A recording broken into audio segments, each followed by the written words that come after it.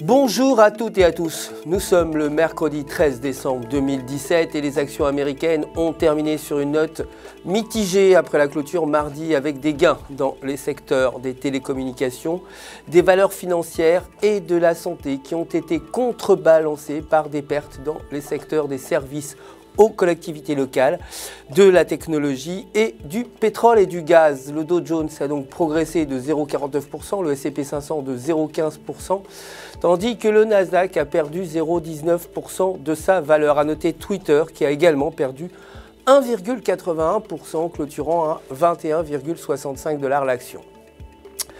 Le dollar américain, quant à lui, a atteint un sommet de 3 semaines face à un panier de devises majeures après des données optimistes sur l'inflation, en gros, suggérant que la faiblesse de l'inflation pourrait être en train de ralentir avant la décision de la Réserve fédérale sur les taux d'intérêt.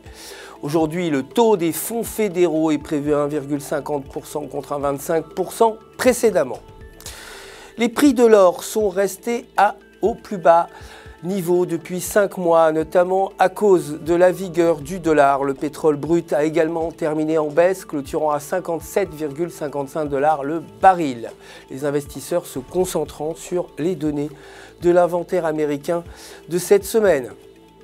Côté devises, l'euro s'est déprécié face au dollar. Selon le graphique horaire, la paire euro-US dollar évolue au-dessus de la ligne de support à 1,1730 et le maintien de cette condition devrait pousser la paire vers 1,2000 tandis qu'un repli sous la ligne de support provoquerait une forte dynamique négative et entraînerait la paire vers 1,1500.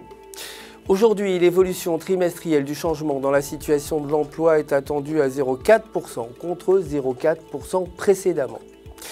Enfin, pour terminer, la livre sterling s'est dépréciée face au dollar et selon le graphique de 8 heures, la paire livre US dollar évolue au-dessus de la ligne de support à 1,3040 et le maintien de cette condition devrait pousser le câble vers 1,3600 tandis qu'un repli sous la ligne de support pourrait provoquer une forte dynamique négative et entraîner la paire vers 1,2800.